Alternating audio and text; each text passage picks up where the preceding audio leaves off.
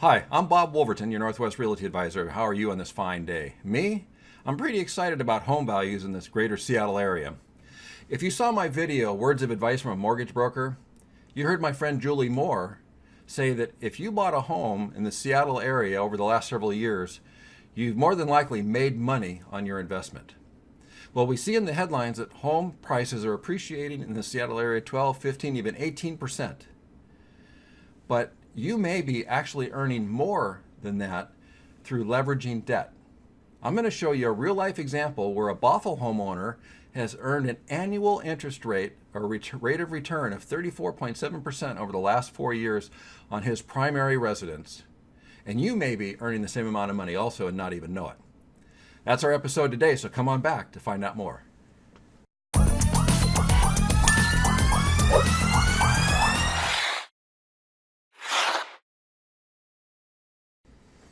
Okay, so we've all seen the headlines in the greater Seattle area about how home prices are appreciating so rapidly. We've seen headlines like this that say Seattle's the #1 in home price growth again, 12.9% in 12 months.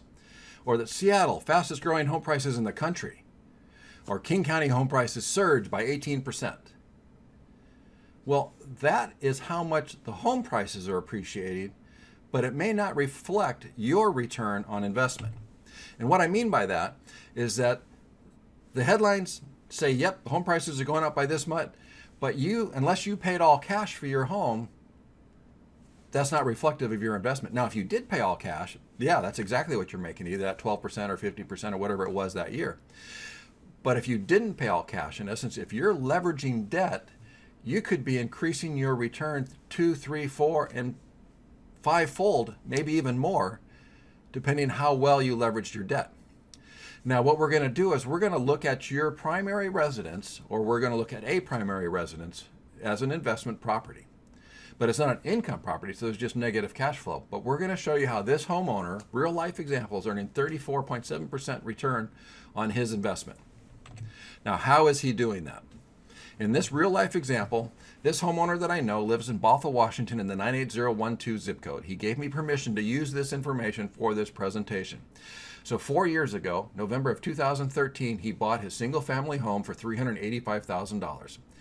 Had a 5% down payment, put the $20,000 down. He got a fixed rate mortgage at 4.5%, 30-year term. Now, the sales data in his zip code says that single family homes in that zip code have appreciated on average 13.4% per year. Now, we didn't do a comparative market analysis on his particular home to see of the improvements he's done on his home have probably made his home worth even more than that, but we're just going to use the averages for this example. So using that 13.4% annual return rate, that would make the present market value of his home $635,826. That's the number we're going to use for our calculations in this example.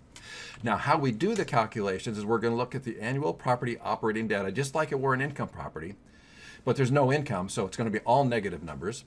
Then we're going to look at the pre-tax cash flow, and then we're going to look at the pre-tax sales proceeds and the cash flow over 4 years, and we'll get to our internal rate of return. So how we do that is we look at the annual property operating data. So his real estate taxes in his first year were $3,419. His property insurance was $1,200. So he's got total expenses of $4,619, negative number, money out the door. His annual debt service, fixed rate mortgage, $22,193 a year. So his total cash flow for that year was $26,812, negative number, money out the door. Now we do that over the next 4-year period. Now, the only thing that goes up is his expenses. So on that expense line, his property insurance went up and his property taxes went up. His debt is a fixed rate mortgage, so it stayed the same. And his total number out the door for year 2, $27,159. Again, in year 3, property taxes and insurance go up even more. So now his number is $27,229, negative number, money out the door. And year 4, $27,763. Now, we take that proposed sales price, today's market value of $635,826, and we calculated an 8% cost of sale. In essence, we figured 6% for real estate commissions and 1.78% for Washington State excise tax, so roughly 8%, which is $50,866. At the end of the 4 years, at the end of the 48th month, his mortgage balance is $339,774, so we pay that off, and we have pre-tax sales proceeds of $245,186. So now when we look at the cash flow over the 4 years, one thing we need to talk about is when we calculate time in a contract, the day that you get mutual acceptance on a contract, that's day 0. Then you have day 1, day 2, day 3, and that's how you count days in a contract. Here we have cash flow year 0, the year that he made the $20,000 down payment, and then cash flow for year 1, which was that $26,812 that we just calculated, and then year 2, where the property taxes and insurance went up to it's now as money out the door was $27,159.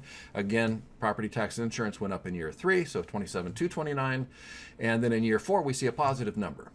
That's because in year 4 we sold the house. That was our exit strategy, sell after 4 years. So we had pre-tax sales proceeds of $245,186 that we calculated, but we still had that money out the door for the 4th year, which was that $27,763. So our net for that 4th year was $217,424. If we do a sum on that entire column, we have a positive number of $116,224. Now, this is where some people differ on the way they want to calculate the return on their investment. Some people would say, I invested $20,000 cash.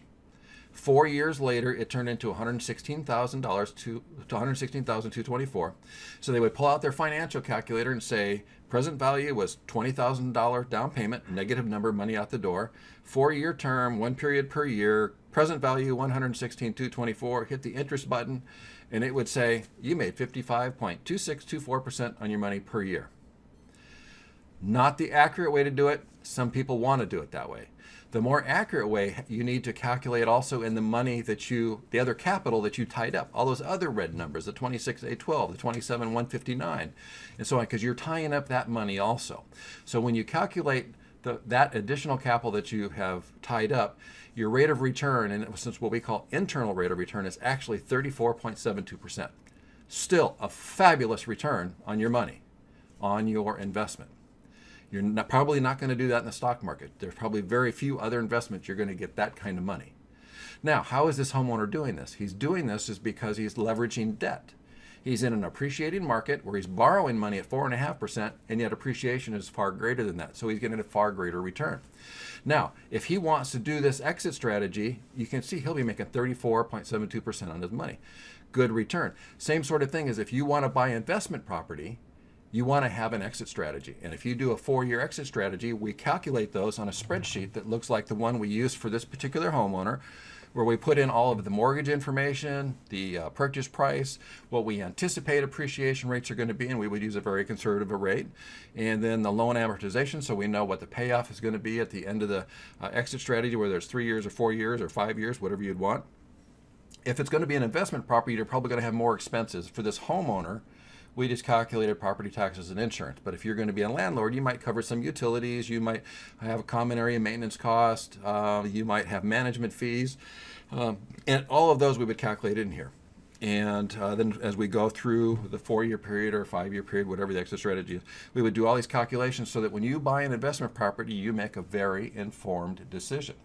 Much like when you buy stocks, there's no guarantee that it's going to have a particular rate of return, but you have a very informed decision when you go in and you have an expectation, and the idea is that we're going to exceed your expectations. Now, when we look at income property investments, they're slightly different in the fact you can't get away with a 5% down payment. You're going to need a 25% down payment. We would, in our calculations in our spreadsheet, we would use a very conservative appreciation rate, a very conservative rental rate is what you could get for rents. We would also calculate the vacancy rate. So we would assume there's going to be some turnover and that's going to cost money. So we would calculate those in there and this other list of expenses, and we would have an exit strategy. Now the exit strategy is completely up to you. There are some people when they buy stock, they're buy and hold people. They buy stocks and they hold them forever. And maybe that's the way. I know people that have rental properties. Same thing, they buy them, they hold them forever, they get the home paid off, and then all of the positive cash flow they have from the rental income is their retirement income. And that's perfectly acceptable too. Some people want to have an exit strategy. They want to say, I want to buy this. This is a 4-year hold or a 5-year hold or a 3-year hold. This is my plan, and this is what I expect to make as a return on my investment. And we can do that too. If you want to do that sort of thing, give me a call. We'll calculate a potential income property for you and the rate of return. But the primary purpose of this video today was to help you recognize that if you are a homeowner, you have your primary residence, you see these headlines of 12%, 15, and 18% appreciation rates, and you think, oh, okay, I'm doing pretty good. If you're leveraging debt, you're doing far better than that. and appreciate your primary residence as part of your investment portfolio. And it may be a very large part of your net worth. But by leveraging debt, that's how people create wealth in real estate.